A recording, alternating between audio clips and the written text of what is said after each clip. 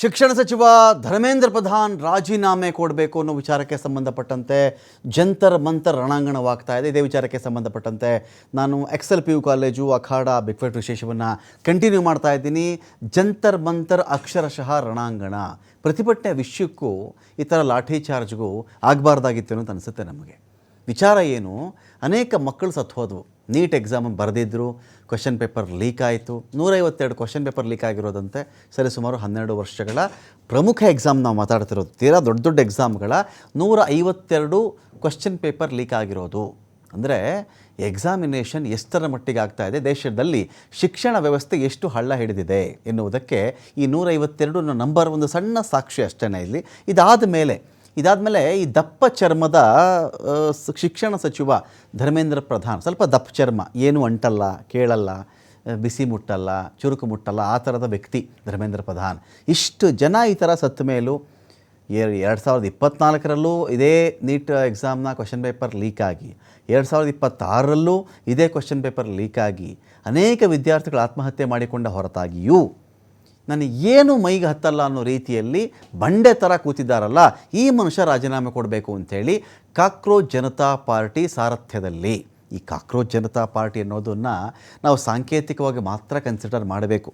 ವಾಸ್ತವದಲ್ಲಿ ಆಕ್ರೋಶಗೊಂಡಿರ್ತಕ್ಕಂಥವ್ರು. ನಾನು ಸಂಜೆ ಒಂದು ವಿಷಯ ಗಮನಿಸ್ತಾ ಇದ್ದೆ.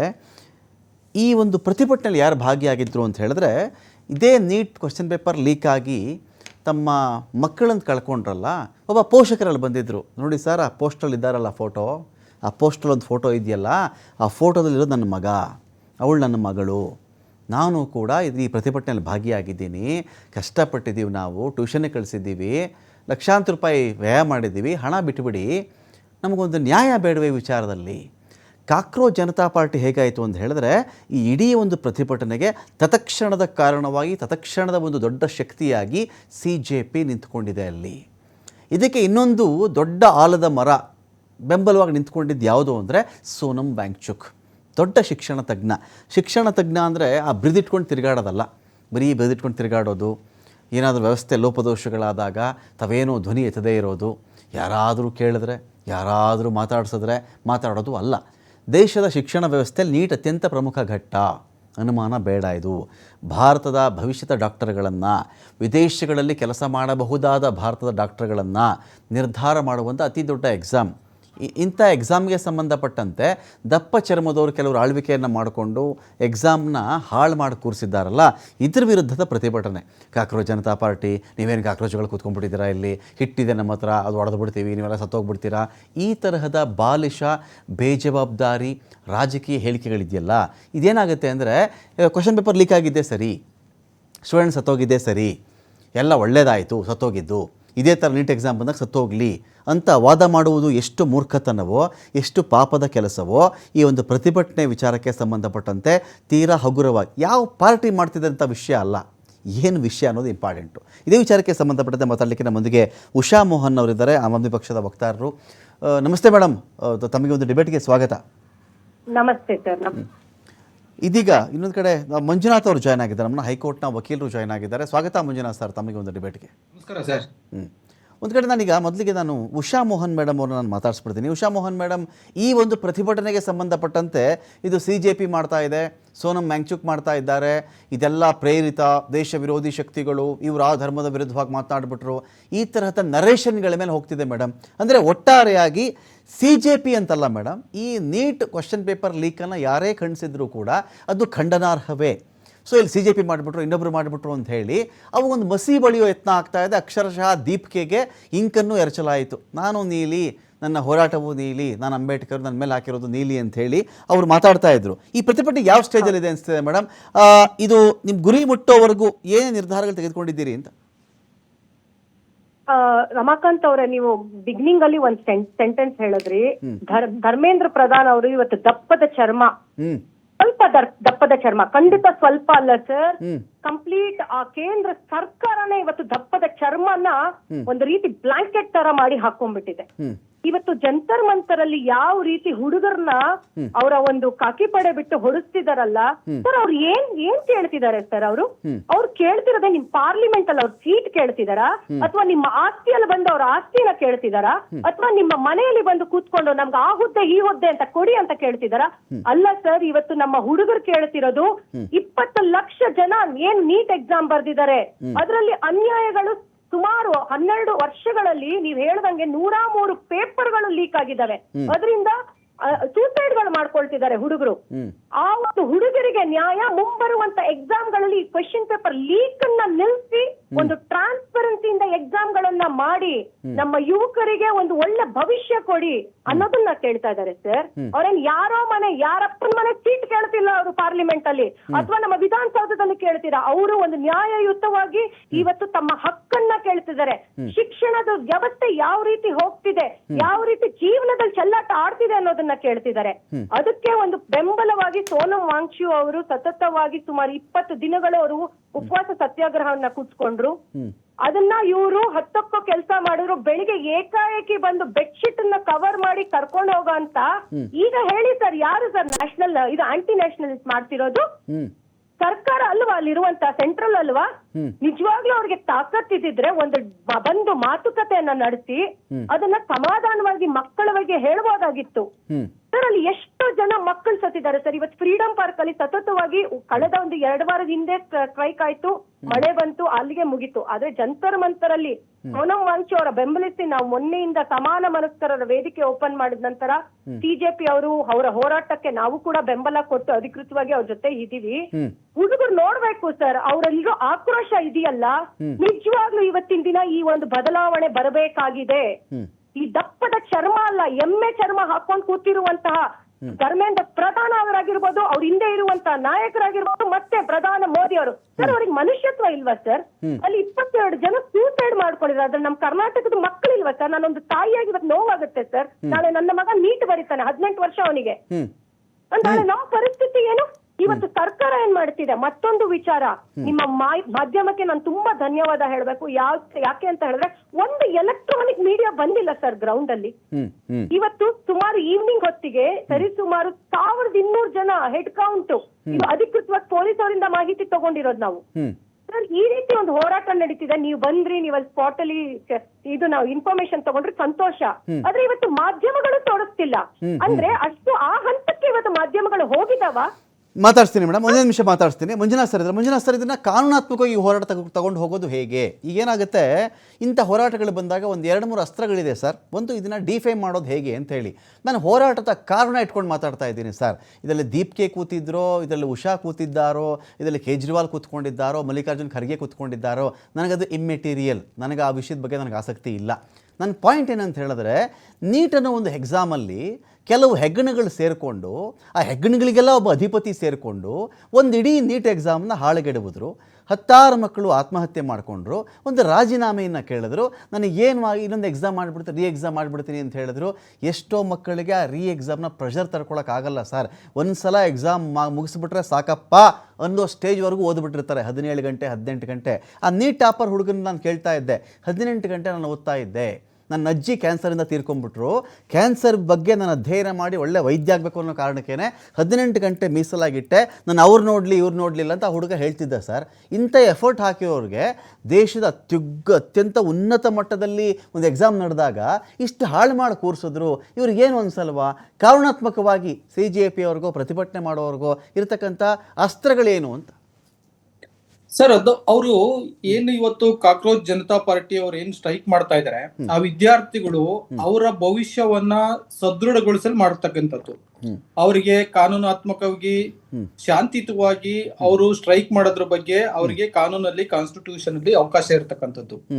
ಈಗ ಕೆಲವು ಕಳೆದ 12 ವರ್ಷಗಳಿಂದನೂ ಕೂಡ ಇವತ್ತು ಯಾವುದೇ ವ್ಯಾಲಿಡ್ ರೀಸನ್ಸ್ ಗೆ ಕೇಂದ್ರ ಸರ್ಕಾರ ಮನ್ನಣೆ ಕೊಟ್ಟಿರ್ತಕ್ಕಂಥದ್ದು ನಾವಂತೂ ಕಾಣ್ತಾ ಇಲ್ಲ. ತಾವು ಮತ್ತೆ ತಮ್ಮ ಡಿಬೇಟರ್ ಹೇಳ್ತಾ ಇದ್ರು, ಅದು ಎಮ್ಮೆ ಚರ್ಮ ಅಂತ ಹೇಳ್ಬೇಕಾಯ್ತು, ನೀವು ದಪ್ಪ ಚರ್ಮ ಅಂತ ಹೇಳ್ಬಿಡಿದಿರಿ ಅಂತ. Exactly, she was right. ಅದು ಎಮ್ಮೆ ಚರ್ಮಗಿಂತ ಇನ್ನೊಂದು ಯಾವ್ದಾರ ಹೋಲಿಸ್ಕೊಳ್ಳೋಂತ ಚರ್ಮ ಇದ್ರೆ ಅದು ಕೇಂದ್ರ ಸರ್ಕಾರದ ನೀತಿ ಮಾಡಿರ್ತಕ್ಕಂಥದ್ದು. ಅವ್ರೇನು ಯಾವುದೇ ವಿದ್ಯಾರ್ಥಿಗಳ ಭವಿಷ್ಯಕ್ಕೆ ಅವ್ರು ಮನ್ನಣೆ ಕೊಟ್ಟಿರ್ತಕ್ಕಂಥದ್ದಲ್ಲ, ಯಾವುದೇ ಡೆಮೋಕ್ರೆಟಿಕ್ ಪ್ರಿನ್ಸಿಪಲ್ಸ್ ಗೆ ಮನ್ನಣೆ ಕೊಟ್ಟಿರ್ತಕ್ಕಂಥದ್ದಲ್ಲ. ಅವ್ರಿಗೆ ಏನಾದ್ರೂ ಬೇಕಿದ್ರೆ ಅವರು ಏನು ಬೆಣ್ಣೆ ಹಚ್ಚ ಕೆಲಸ ಅಂತ ಅಷ್ಟೇ ಮಾಡಿರ್ತಕ್ಕಂಥದ್ದು. ವಿದ್ಯಾರ್ಥಿಗಳಾದ್ರೂ ಹಾಳಾಗ್ಲಿ, ಪೇರೆಂಟ್ಸ್ ಆದ್ರೂ ಹಾಳಾಗ್ಲಿ, ಸಮಾಜನಾದ್ರೂ ಸುಟ್ಟೋಗ್ಲಿ, ದೇಶ ಕೂಡ ಅಲ್ಲೋಲ್ ಕೊಲ್ಲೋಲಾಗ್ಲಿ, ಅವ್ರಿಗೆ ಅದು ಬೇಕಾಗಿಲ್ಲ. ಅವ್ರೇನು ಯೂನಿವರ್ಸಿಟಿ, ಅವ್ರ ವಾಟ್ಸ್ಆಪ್ ಯೂನಿವರ್ಸಿಟಿಗಳಲ್ಲಿ ಬಿಜೆಪಿ ಸರ್ಕಾರದ ನೀತಿಗಳನ್ನ ಡಿಫೆಂಡ್ ಮಾಡ್ಕೊಂಡಿರ್ತಕ್ಕಂಥದ್ದಷ್ಟೇ ಅವ್ರ ನೀತಿ. ವಿದ್ಯಾರ್ಥಿಗಳು ತಾವ್ ಹೇಳ್ತಾ ಇದ್ರಿ, ತಾವು ಯಾರನ್ನ ಇಂಟರ್ವ್ಯೂ ಮಾಡ್ತಾ ಇದ್ರಿ, 18 ಗಂಟೆ ಓದ್ತಾ ಸರ್ ಅಂತಾರೆ, ನೀವು ಒಬ್ರು ಹೇಳ್ತಾ ಇದ್ದೀರಿ ಸರ್. ಎಲ್ಲಾ ಸಿಇಟಿ ವಿದ್ಯಾರ್ಥಿಗಳು ಕೂಡ ಕಣ್ಣಿಗೆ ಬೆಣ್ಣೆ ಕಟ್ಕೊಂಡು ಓದಿರ್ತಕ್ಕಂಥವ್ರು, ನೈಟ್ ಫುಲ್ ಓದಿರ್ತಕ್ಕಂಥವ್ರು, ಅವರು ದೇಶದ ಅವರ ಜೀವನವನ್ನ ಭವಿಷ್ಯ ಎವ್ರಿ ಪೇಪರ್ ಲೀಕು ಒಬ್ಬ ವಿದ್ಯಾರ್ಥಿಯನ್ನ ಫ್ಯೂಚರ್ನ ಲೀಕ್ ಮಾಡಿ ಭವಿಷ್ಯವನ್ನ ಹಾಳು ಮಾಡಿರ್ತಕ್ಕಂಥದ್ದು. ಹಾಗಾಗಿ ಅವರು ಏನ್ ಇವತ್ತು ಅವ್ರೇನ್ ಕೇಳ್ತಾ ಇದಾರೆ ಸರ್? ಅವ್ರು ಟ್ರಾನ್ಸ್ಪರೆನ್ಸಿ ಕೇಳ್ತಾ ಇದಾರೆ.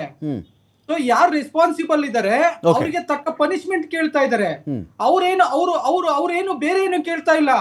ಇದು ವಿದ್ಯಾರ್ಥಿಗಳಿಗೆ, ಅವ್ರು ಈ ದೇಶದ ಆಸ್ತಿ, ಅವ್ರಿಗೆ ಈ ತರ ಆದ್ರೆ ಬಹುಶಃ ಬೇರೆ ರಂಗದಲ್ಲಿರ್ತಕ್ಕಂತ ದೇಶವನ್ನ ಕಟ್ಟೋರ್ ಭವಿಷ್ಯ ಏನು ಅಂತ ನಾವೆಲ್ಲರೂ ಕೂಡ ಅವಲೋಕನ ಮಾಡ್ಕೋಬೇಕಾಗ್ತದೆ ಕಾನೂನು ದೃಷ್ಟಿನಲ್ಲಿ. ಮಾತಾಡ್ತೀನಿ. ಉಷಾ ಮೋಹನ್ ಮೇಡಮ್ ಇದ್ದಾರೆ, ಆಮ್ ಆದ್ಮಿ ಪಕ್ಷದ ವಕ್ತಾರರು, ಮಾತಾಡ್ತೀನಿ ಅವ್ರನ್ನ. ಉಷಾ ಮೋಹನ್ ಮೇಡಮ್, ನಾನು ಈ ಒಂದು ಹೋರಾಟ ಅಂತ ಬಂದಾಗ ಅಭಿಜಿತ್ ದೀಪಿಕೆ ಮಾಡಿಬಿಟ್ಟಿದ್ದಾರೆ. ವಿದೇಶಿ ಶಕ್ತಿಗಳು ಹರಿದು ಬಂದಿವೆ ಇದರ ಹಿಂದೆ, ಇಲ್ಲಿ ನಮ್ಮ ಇಡೀ ಭಾರತವನ್ನು ಅಲುಗಾಡ್ಸೋಕ್ಕಿಂತ ಒಂದು ಕೆಲಸವನ್ನು ಮಾಡ್ತಾ ಇದ್ದಾರೆ, ಇವರು ಇನ್ಸ್ಟಾಗ್ರಾಮ್ ಅಕೌಂಟಲ್ಲಿ ಬಹಳಷ್ಟು ಫಾಲೋವರ್ಸ್ ಬಂದುಬಿಟ್ಟಿದ್ದಾರೆ, ಈ ಥರದೊಂದು ನರೇಷನ್ನು. ಇದಾದ ಮೇಲೆ ನಾವು ಚೆಕ್ ಮಾಡಿಕೊಂಡಾಗ ಹಿಂದೂ ಧರ್ಮದ ವಿರುದ್ಧದ ಹೇಳಿಕೆ ಇಲ್ಲಿ ಕೇಳಿ ಬಂದಿದೆ, ಇವರು ಧರ್ಮದ ವಿರೋಧಿಗಳಿದ್ದಾರೆ, ಈ ಥರದ್ದೊಂದು ಹೇಳಿಕೆ. ಮೇಡಮ್, ಅತ್ಯಂತ ಅಸಹ್ಯ ಮತ್ತು ನನ್ನ ಹೊಲಸು ಅಂತ ಕರೆಯೋದೇನಿದೆ ಅಂತ ಹೇಳಿದ್ರೆ ಇಡೀ ವಿಚಾರದಲ್ಲಿ ಈ ನರೇಷನ್ಗಳು ಮೇಡಮ್, ಒಂದು ಹೆಡ್ಲೈನ್ ಕೊಟ್ಟುಬಿಡ್ತಾರೆ, ಹಿಂದೂ ಧರ್ಮದ ವಿರುದ್ಧ ಹೇಳಿಕೆ ಕೊಟ್ಟಿದ್ದಾರಂತೆ ಈ CJP ಅವರು. ಅಂದರೆ ನಮ್ಮ ಮಕ್ಕಳು, ನಮ್ಮ ಸಂಬಂಧಿಕರ ಮಕ್ಕಳು, ನಮ್ಮ ಪರಿಚಯದವ್ರ ಮಕ್ಕಳು ಯಾರೋ ಒಬ್ರು ಎಕ್ಸಾಮ್ ಬರೀತಾರೆ ಮೇಡಮ್, ಆ ಮಕ್ಕಳು ಹೆಣ ಆಗ್ತಿರ್ತಾವಲ್ಲಿ ಬರೆದವರು, ಕ್ವೆಶನ್ ಪೇಪರ್ ಲೀಕ್ ಮಾಡ್ತಾ ಇರ್ತಾರೆ. ಇದಕ್ಕೂ ಧರ್ಮಕ್ಕೂ ಯಾವುದೋ ಫಂಡಿಂಗ್ ಅಂತೆ, ಯಾರೋ ಶಕ್ತಿಗಳಂತೆ. ಮೇಡಮ್, ನೀಟ್ ಎಕ್ಸಾಮ್ ಮಾಡಿರೋದು ಇವರು, ಕ್ವೆಶನ್ ಪೇಪರ್ ಲೀಕ್ ಆಗಿರೋದು ಇಲ್ಲಿ, ಪ್ರತಿಭಟನೆ ಮಾಡ್ತಿರೋದು ಯಾರಿಗೆ ಆ ಬೆಂಕಿ ಹೊತ್ಕೊಂಡಿದೆಯಲ್ಲ ಹೊಟ್ಟೆಯಲ್ಲಿ, ಮಕ್ಕಳು ಸತ್ತೋದಂಥ ಬೆಂಕಿ, ಪರಿಶ್ರಮದ ಬೆಂಕಿ, ಹಣ ಕಳ್ಕೊಂಡಂಥ ಬೆಂಕಿ, ಶ್ರಮದ ಬೆಂಕಿ, ಹಲವಾರು ತಿಂಗಳಿಂದ ಓದಿರ್ತಾರೆ ಆ ಬೆಂಕಿ. ಅದೇ ಹೇಳ್ತಾರಲ್ಲ ಮೇಡಮ್, ಬಡವ ತಿರುಗಿ ಬಿದ್ದರೆ ಒಡಬ ಅಂತ, ಒಡಬ ಅಂದರೆ ಬೆಂಕಿ ಅಂತ. ಸೊ ಆ ಥರ ಪ್ರತಿಭಟನೆ ಮಾಡಿದ್ರೆ ಇಲ್ಲಿ ಹೇಗೆ ಧರ್ಮ ಹುಡ್ಕೋಣ, ಎಲ್ಲಿ ಜಾತಿ ಹುಡ್ಕೋಣ, ಹಿಂದೂ ಅಂತ ಕರೆಯೋಣವ, ಇದನ್ನು ಮುಸ್ಲಿಂ ಅಂತ ಕರೆಯೋಣವ, ಇದ್ರ ವಿದೇಶಿ ಶಕ್ತಿ ಅಂತ ಕರೆದು ಬಿಡೋಣವ, ಭಾರತ ವಿರೋಧಿ ಶಕ್ತಿ ಅಂತ ಕರೆದು ಬಿಡೋಣವ, ಅಥವಾ ಯಾರ್ದು ಆ್ಯಂಟಿ ಡ್ಯಾಶ್ ಇದನ್ನು ಕರೆಯೋಣವ? ಈ ನರೇಷನ್ ಕೊಟ್ಕೊಂಡು ಕೂತಿದಾರಲ್ಲ ಮೇಡಮ್, ಏನು ಹೇಳಕ್ಕೆ ಬಯಸ್ತೀರವ್ರು ನೀವು ಅಂತ? ಮೊದಲನೇ ವಿಚಾರ, ಕೇಂದ್ರ ಸರ್ಕಾರದ ವಿರುದ್ಧ ಯಾರೇ ತಿರುಗ್ ಬಿದ್ರು ಕೂಡ ಇವ್ರ ಕಣ್ಣಿಗೆ ಆಂಟಿ ನ್ಯಾಷನಲಿಸ್ಟ್ ಅನ್ನೋ ರೀತಿ ಕಾಣಿಸ್ತಾ ಇದೆ. ಅದು ಅದೇನೋ ಹೇಳ್ತಾರಲ್ಲ, ಎಲ್ಲಿ ನೋಡಿದ್ರು ಇದು ಯೆಲ್ಲೋ ಕಲರ್ ಕಾಣಿದ್ರೆ ಕಾಮಲೆ ಇದ್ದಂಗ, ಹಂಗೆ. ಆದ್ರೆ ಇವ್ರಿಗೂ ಹಾಗಾದ್ರೆ ವಿದ್ಯಾರ್ಥಿ ವಿರೋಧಿ, ನೀಟ್ ಪರೀಕ್ಷಾರ್ಥಿಗಳ ವಿರೋಧಿ, ಶಿಕ್ಷಣ ವ್ಯವಸ್ಥೆ ವಿರೋಧಿ, ಪೋಷಕರ ವಿರೋಧಿ, ಮಕ್ಕಳ ವಿರೋಧಿ, ಎಜುಕೇಶನ್ ವಿರೋಧಿ, ಭಾರತ ವಿರೋಧಿ ಅಂತ ಕರಿಬಾರ್ದ ಇವ್ರಿಗೆ? ಇವತ್ತು ಕಂಪ್ಲೀಟ್ ಆಗಿ ಇವರು ಎಲ್ಲ ಜನಸಾಮಾನ್ಯರ ವಿರುದ್ಧವಾಗಿ ಇವತ್ತು ಇವ್ರು ಕೆಲಸ ಮಾಡ್ತಿರೋದು. ಕೇವಲ ಒಂದಲ್ಲ, ಇವರ ಪ್ರತಿ ಒಂದು ಇಲಾಖೆಯಲ್ಲಿ ಇವತ್ತು ಈ ರೀತಿ ಅನಾಹುತಗಳು ಕಾಣ್ತಾ ಇದಾವೆ. ಅದ್ರಲ್ಲೂ ಇವತ್ತು ನೀಟಿನ ವಿರುದ್ಧ ಏನ್ ಧ್ವನಿ ಎತ್ತದೆ, ಅವ್ರು ಏನ್ ಕೇಳ್ತಿದ್ದಾರೆ ಸರ್? ಅಕೌಂಟಬಿಲಿಟಿ. ಇಲ್ಲಿ ಯಾವ್ದು ಹಿಂದೂ, ಮುಸ್ಲಿಂ ಅಥವಾ ಇತರ ಧರ್ಮಗಳು ಬರೋದಿಲ್ಲ. ಅಲ್ಲಿ ಸತ್ತಿರೋರ ಪೈಕಿ ನಮ್ ಹಿಂದೂ ಮಕ್ಕಳು ಇಲ್ವಾ ಸರ್? ಹಾಗಾದ್ರೆ ಬರೀ ಬೇರೆ ಎಕ್ಸಾಮ್ ಬರ್ದವರಲ್ಲಿ ಎಷ್ಟು ಜನ ಹಿಂದೂಗಳಿದ್ದಾರೆ, ಸತ್ತೋದವರಲ್ಲಿ ಎಷ್ಟು ಜನ ಹಿಂದೂಗಳಿದ್ದಾರೆ, ಅವ್ರ ಪೋಷಕರು ಹಿಂದೂ ಇಲ್ವಾ, ಅವ್ರ ರಾಮನಿಗೆ ತಿಲಕ ಇಟ್ಟಿಲ್ವಾ, ಅವ್ರ ದೇವಸ್ಥಾನಗಳಿಗೆ ಹೋಗಿಲ್ವಾ ಅಂತ? ಅಲ್ಲ, ಈಗ ನಮ್ಮ ಮಕ್ಕಳು ಎಕ್ಸಾಮ್ ಬರೆದ್ರು ಅವ್ರು ಡಾಕ್ಟರ್ಗಳಾಗ್ತಿದ್ದಾರೆ ಅಂತ ಅಂದ್ಮೇಲೆ ಅದು ಹಿಂದೂ ಆದ್ರೇನು, ಮುಸ್ಲಿಂ ಆದ್ರೇನು, ಇತರ ಜಾತಿಗಳಾದ್ರೇನು, ಅವ್ರು ನಮ್ಮ ಭಾರತೀಯರಲ್ಲ ಸರ್? ಅವ್ರ ಮಕ್ಕಳಲ್ವಾ ಸರ್? ನಮ್ಮ ಮಕ್ಕಳಲ್ವಾ? ಅವ್ರು ಇವತ್ತು ಅಲ್ಲಿ ಸಾವಿಗಿಡದಾರೆ. ಈ ಒಂದು ಸಾವಿನಲ್ಲೂ ನಾವು ಧರ್ಮ ಹುಡುಕ್ತಾ ಇದೀವಿ ಅಂದ್ರೆ ಎಂತ ಸರ್ಕಾರಗಳು? ನಿಮ್ಮ ರಾಮನ ದೇವಾಲಯದಲ್ಲಿ ನೀವು ರಾಜಕೀಯ ಮಾಡಿ ಹುಂಡಿ ಕಳ್ತನ ಮಾಡಿದಾಗ ನಿಮಗೆ ಬರದಂತ ಧರ್ಮ ಈಗ ಮಕ್ಕಳ ವಿಚಾರದಲ್ಲಿ ಬಂದಿದ್ಯಾ? ಎಷ್ಟು ಬೇಸರ ಆಗುತ್ತೆ. ಇವತ್ತು ಮಕ್ಕಳ ಒಂದು ಹೋರಾಟಕ್ಕೆ ನೀವು ಧರ್ಮವನ್ನ ಹಿಡಿದು ಅದಕ್ಕೆ ಒಂದು ಬಣ್ಣ ಬಳಿತಿದ್ದೀರಾ ಅಂತ ಹೇಳಿದ್ರೆ ನಿಮ್ಮಂತಹ ನಾಚಿಕೆ ಕೇಳು ಸರ್ಕಾರ ಇನ್ನೊಂದಿಲ್ಲ ಅನ್ನೋದನ್ನ ನಾನು ಬಹಳ ಸ್ಪಷ್ಟವಾಗಿ ಹೇಳ್ತಾ ಇದ್ದೀನಿ. ಫೈನ್. ಇದೀಗ ಶ್ರೀನಿವಾಸ್ ಸರ್ ನಮ್ಮ ಜಾಯ್ನ್ ಆಗಿದ್ದಾರೆ, ಕಾಂಗ್ರೆಸ್ನ ಮುಖಂಡರಿದ್ದಾರೆ ಅವರು. ಶ್ರೀನಿವಾಸ್ ಅವರು ನಮಸ್ಕಾರ. ನಮಸ್ಕಾರ. ಇಡೀ ಹೋರಾಟ ಸರ್, ಇಡೀ ಹೋರಾಟ ಸದನದಲ್ಲಿ ಹೇಗೆ ಕ್ಯಾರಿ ಮಾಡ್ಕೊಂಡು ಹೋಗ್ತಾ ಇದ್ದೀರಿ ವಿರೋಧ ಪಕ್ಷವಾಗಿ ನೀವು? ನಾನು ಇನ್ನೊಂದು ಪ್ರಶ್ನೆ ಇದೆ ಸರ್, ಇಲ್ಲಿ CJP ಬಂದು ಹೋರಾಟ ಮಾಡಬೇಕಾಗಿತ್ತಾ?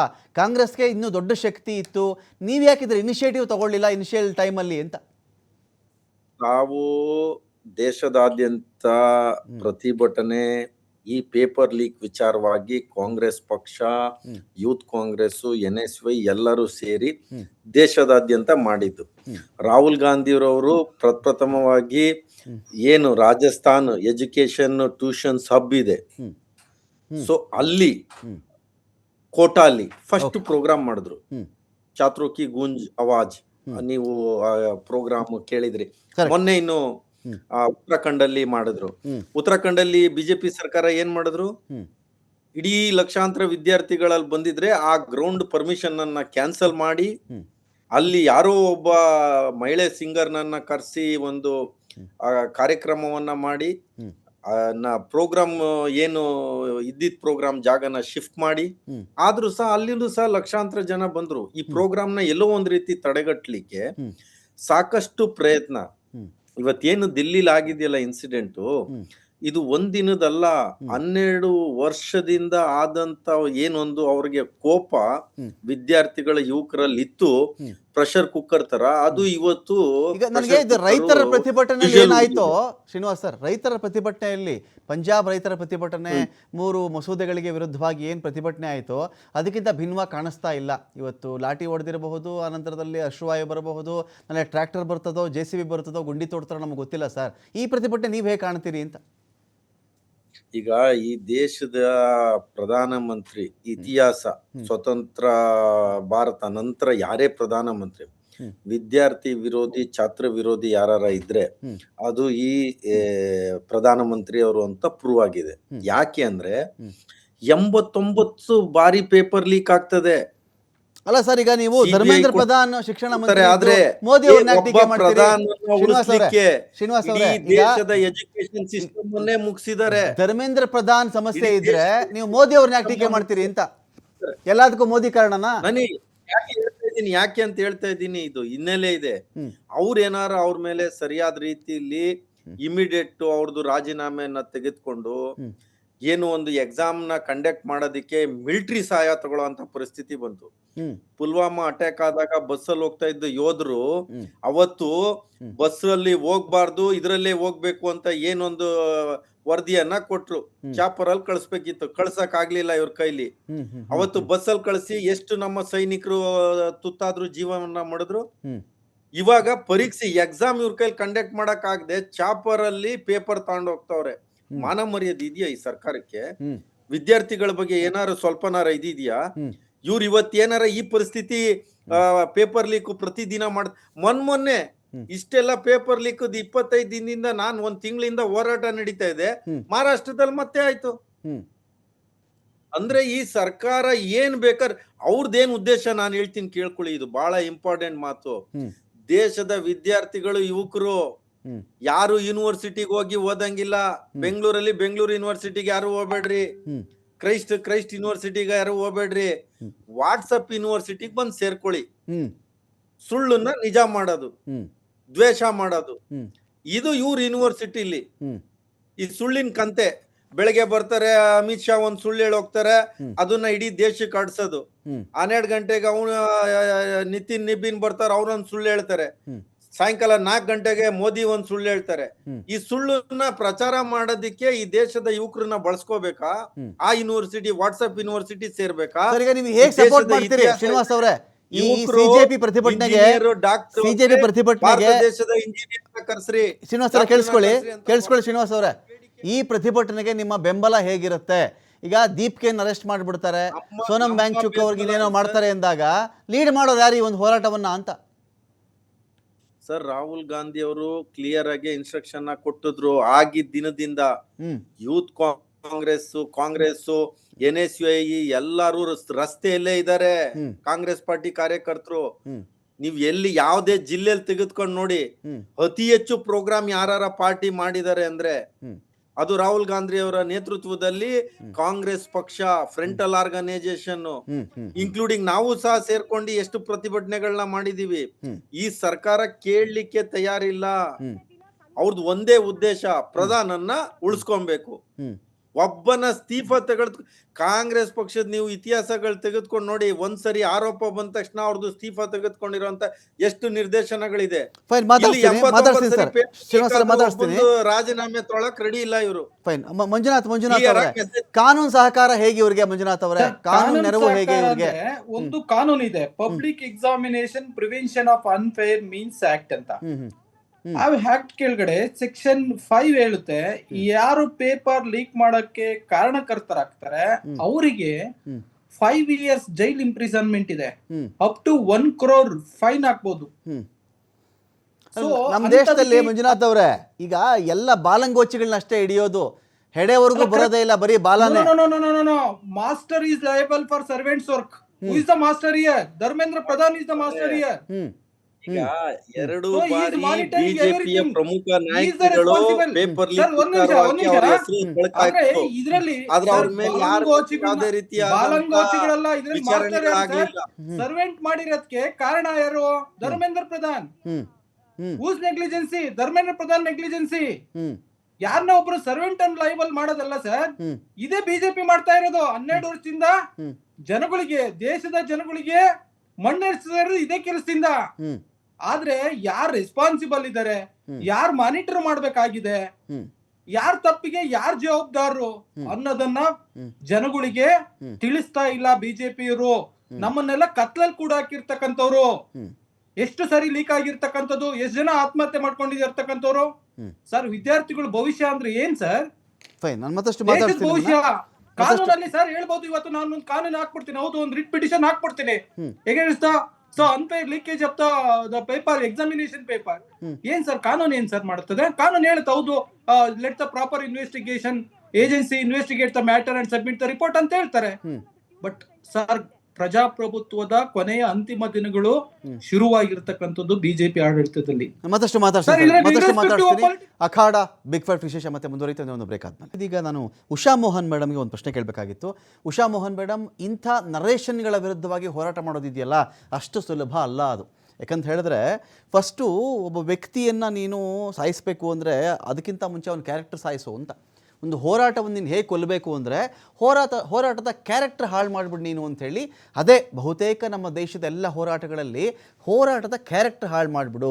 ಇದು ಧರ್ಮದ ವಿರುದ್ಧ ಇದೆ, ಇದು ದೇಶದ ವಿರುದ್ಧ ಇದೆ, ಇದು ಪ್ರಧಾನಮಂತ್ರಿಗಳ ವಿರುದ್ಧ ಇದೆ, ಮುಖ್ಯಮಂತ್ರಿ ವಿರುದ್ಧ ಇದೆ, ಒಂದು ಸಂಚು ನಡೆದಿದೆ, ಫಾರಿನ್ ಫಂಡ್ ಬಂದಿದೆ, ಇಲ್ಲಿ ಇದರ ಹಿಂದೆ ಪಾಕಿಸ್ತಾನ ಇದೆ.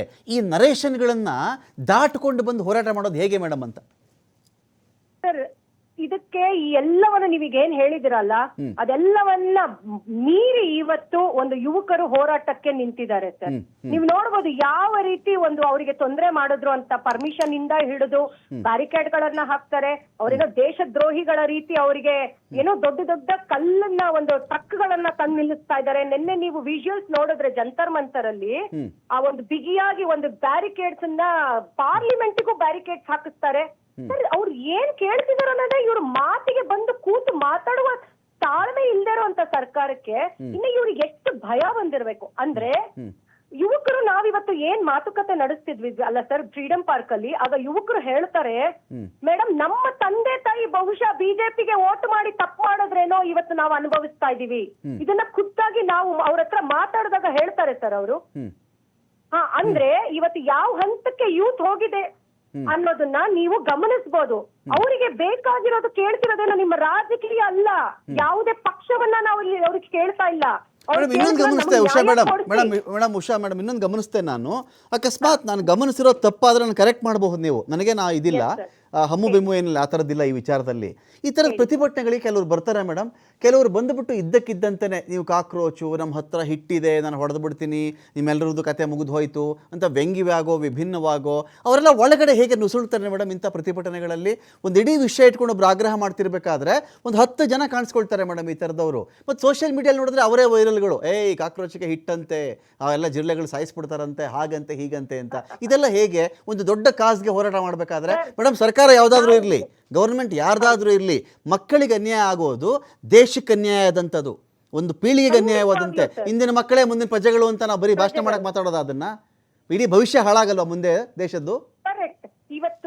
ಇವತ್ತು ನಾವು ಅದನ್ನೇ ಹೇಳ್ತಾ ಇರೋದು, ಪಕ್ಷಾತೀತವಾಗಿ ಅವ್ರು ಕೇಳ್ತಿರುವಂತಕ್ಕೆ ಎಲ್ಲರೂ ಜೊತೆಗೂಡ್ಬೇಕಾಗಿದೆ.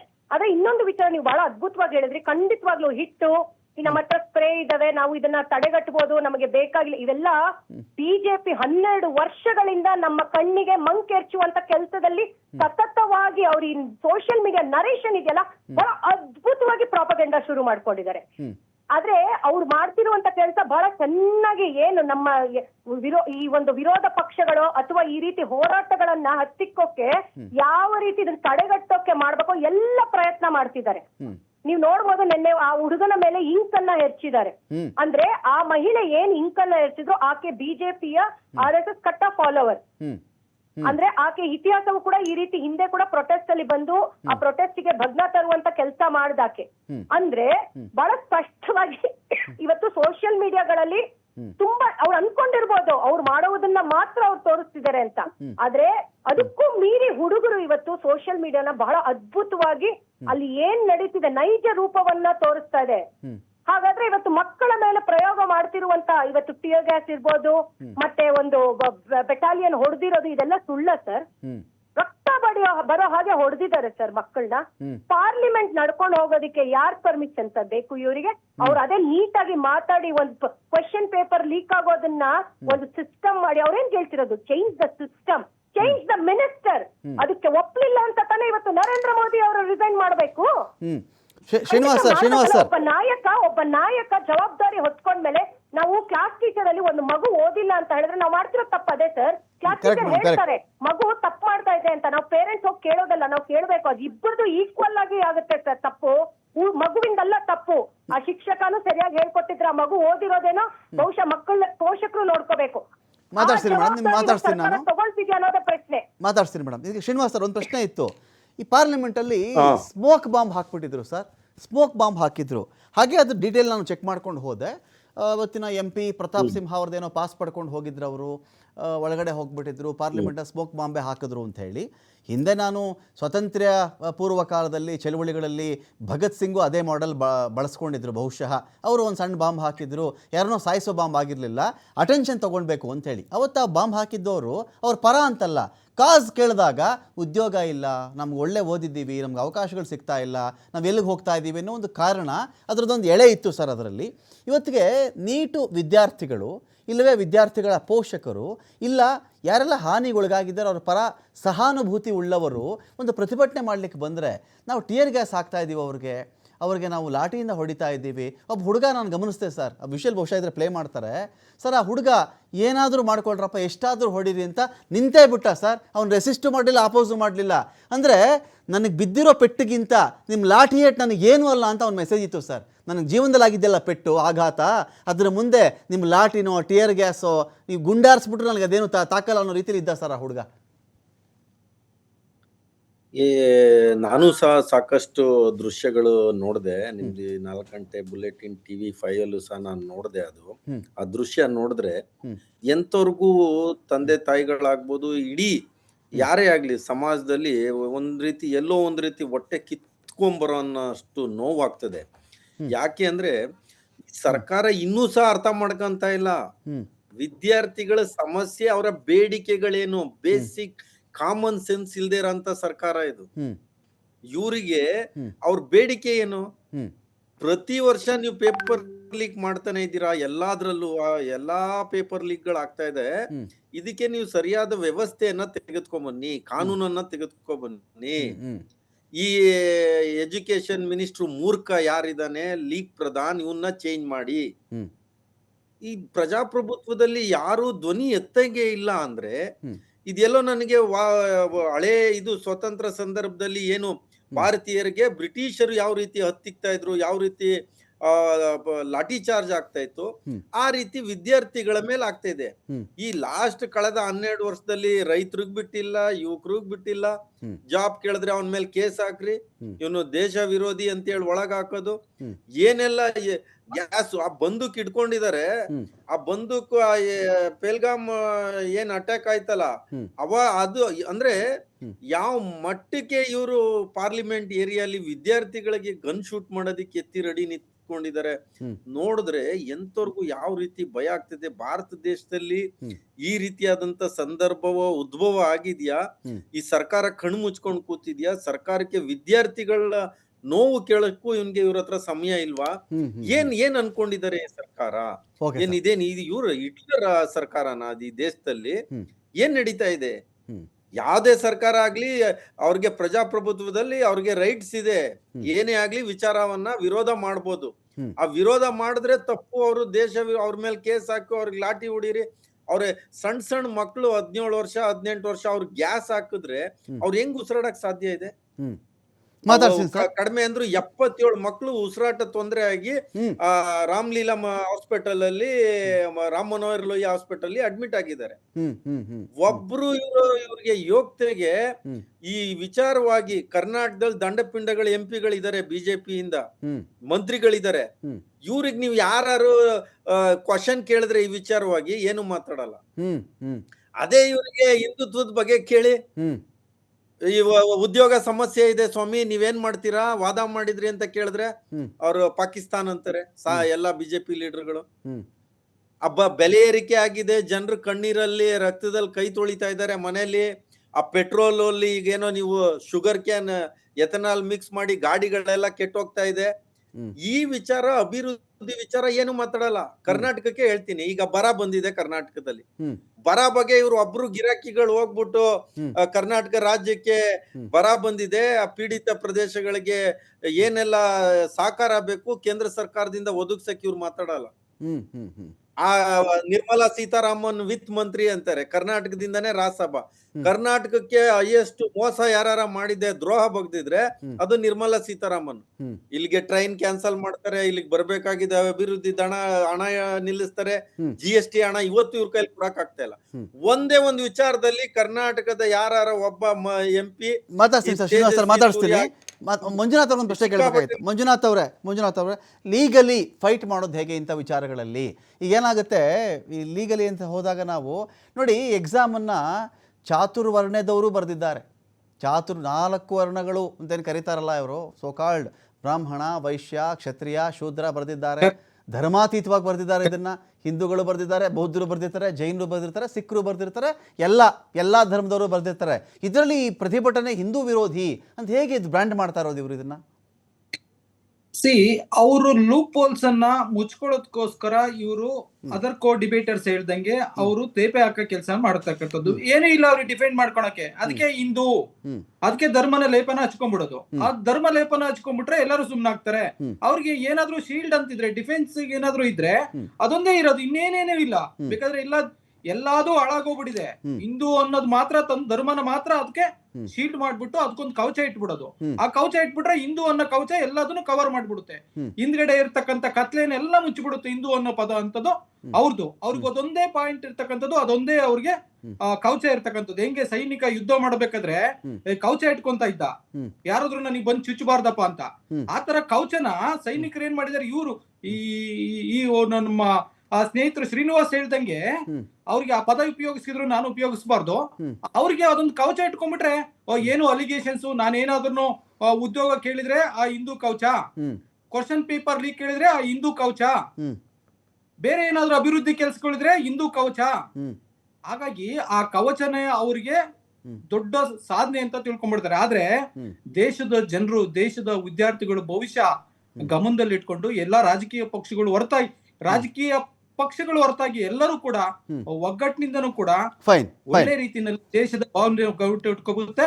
ಆ ಒಂದು ವಿಚಾರ, ಕಳೆದ 10 ವರ್ಷದಿಂದ 158 ಎಕ್ಸಾಮ್ಸ್ ಅಲ್ಲಿ ಕ್ವಶನ್ ಪೇಪರ್ ಲೀಕ್ ಆಗಿರ್ತಕ್ಕಂಥದ್ದು. ಸುಮಾರು 7.5 crore ವಿದ್ಯಾರ್ಥಿಗಳ ಜೀವನ ನಷ್ಟ ಆಗಿರ್ತಕ್ಕಂಥದ್ದು. ಅಂದ್ರೆ ಇದು ನಾವು ಅವರೇಜ್ 1 ತಿಂಗಳಿಗೆ ಹೋಲಿಸಿದ್ರೆ ಪ್ರತಿ 10 ವರ್ಷದಲ್ಲಿ ಪ್ರತಿ 1 ತಿಂಗಳಿಗೆ ಒಂದೊಂದು exam leak question paper leak ಆಗಿರ್ತಕ್ಕಂಥದ್ದು. ಹೌದು ಸರ್, ನನಗೆ ನೋವಾಗಿದ್ರೆ ಹೇಳ್ಬಹುದು ಕಾನೂನಲ್ಲಿ ಸರ್, ಎಲ್ಲದನ್ನು ಕೂಡ ಪುಸ್ತಕದ ಕಾನೂನು ಯಾವತ್ತು ಸೊಲ್ಯೂಷನ್ ಅಲ್ಲ ಸರ್. ಹೌದು, ಕಾನೂನಲ್ಲಿ ಕರೆಕ್ಟ್ ಆಗಿ ಪ್ರೂವ್ ಮಾಡಕ್ ಆಗಲ್ಲ. ಯಾಕೆಂದ್ರೆ ಪ್ರೂವ್ ಮಾಡಕ್ ಆಗಲ್ಲ ಅಂದ ತಕ್ಷಣನೇ ಅವ್ರು ತಪ್ಪು ಮಾಡಿದಾರೆ ಅಂತ, ತಪ್ಪು ಮಾಡಿಲ್ಲ ಅಂತ ಅರ್ಥ ಅಲ್ಲ. ಯಾವ್ದೋ ಕಾರಣದಲ್ಲಿ ಕಾನೂನಿಂದ ಹೊರಗ್ ಬರ್ಬೋದು. ಹಂಗಾದ್ರೆ ಒಂದು ಮರ್ಡರ್ ಮಾಡ್ತಾರೆ, ಮರ್ಡರ್ ಮಾಡಿ ಅವ್ರಿಗೆ ಅಕ್ವೈಟ್ ಆಗುತ್ತೆ ನಾಳೆ.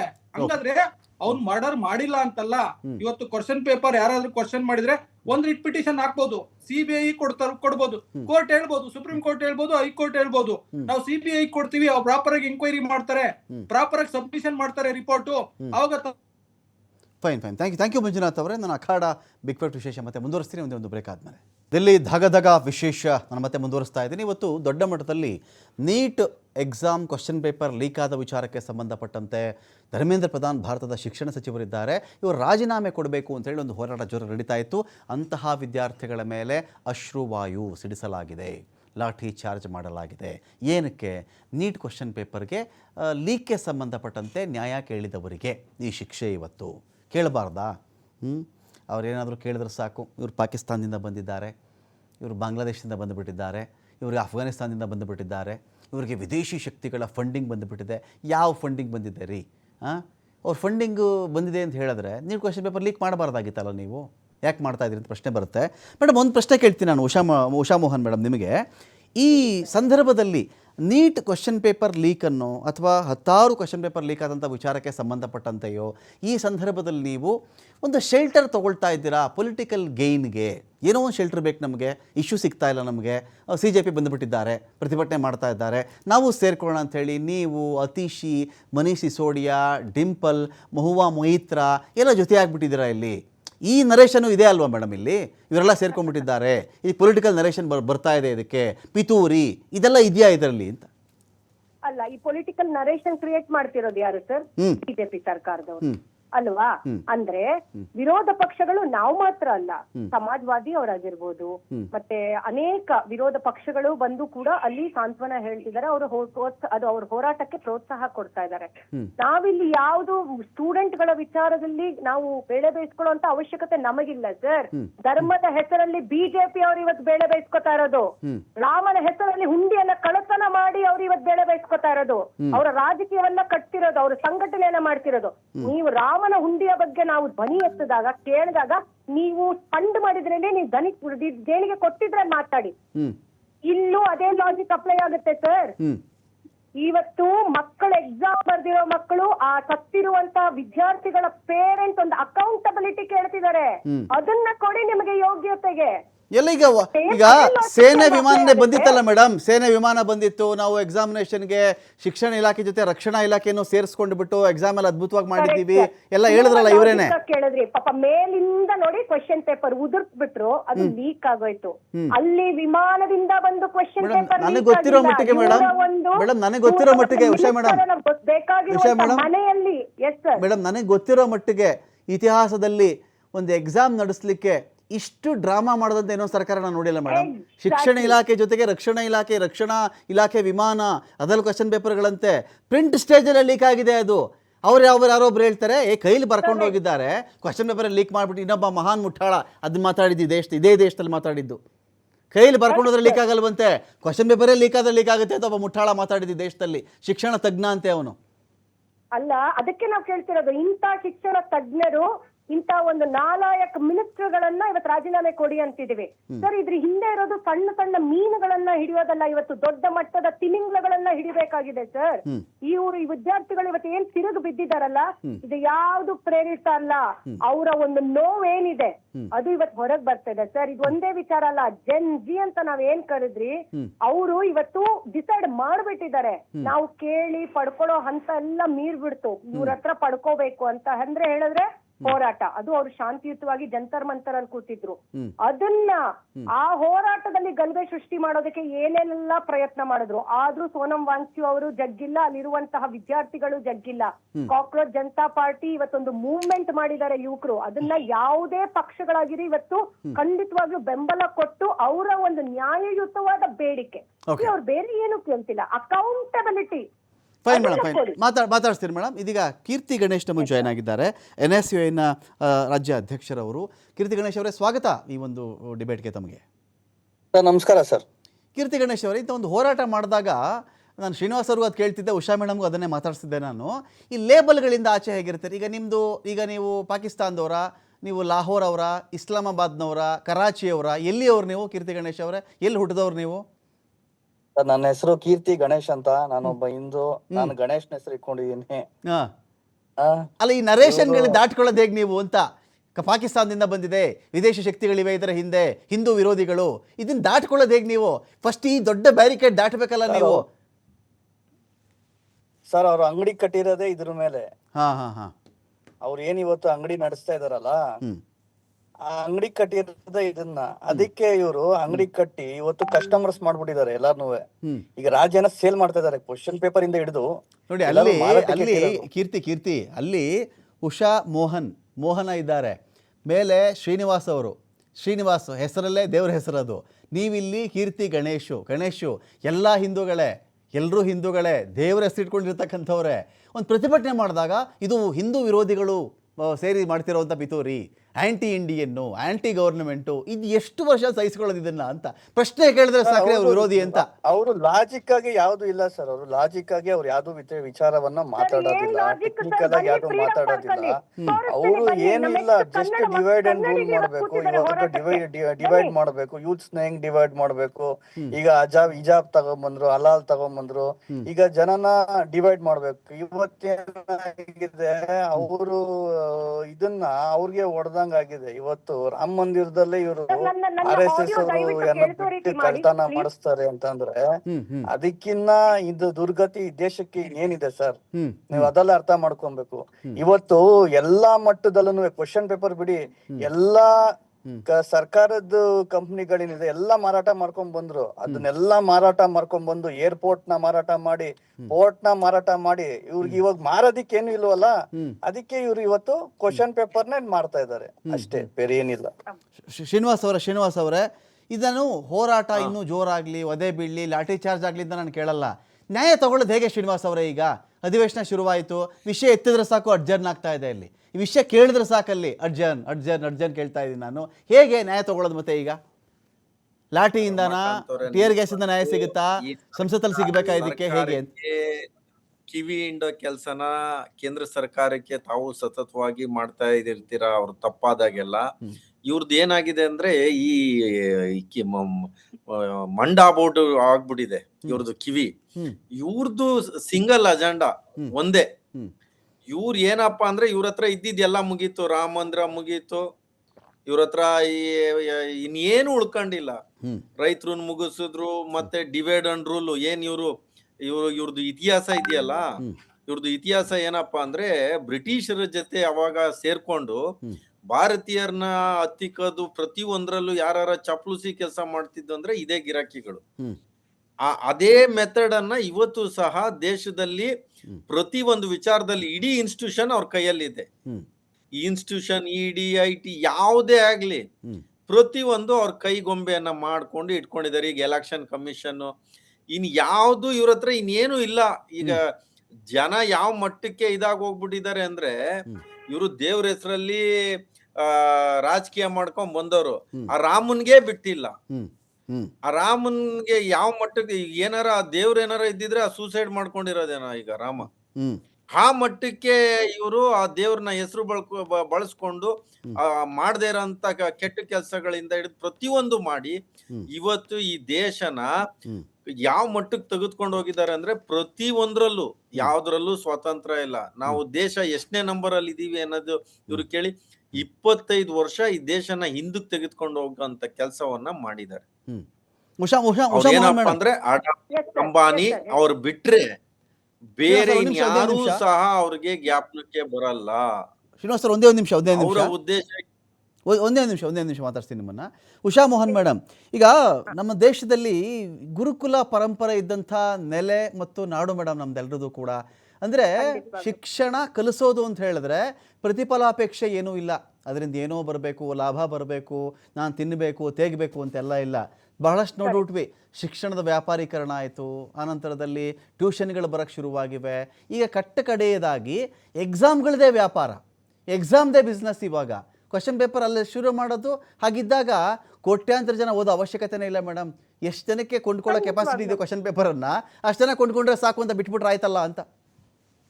ಅದನ್ನೇ ಸರ್ ಈಗ ವಿದ್ಯಾರ್ಥಿಗಳು ಕೇಳ್ತಿರೋದು. ಅಂದ್ರೆ 18 ಗಂಟೆಗಳ ಕಾಲ ಪ್ರತಿದಿನ ಓದ್ಬೇಕಾಗುತ್ತೆ ಸರ್ ನೀಟಿಗೆ. ಪ್ರಿಪರೇಷನ್ ಮಾಡ್ತಿದ್ದಾನೆ.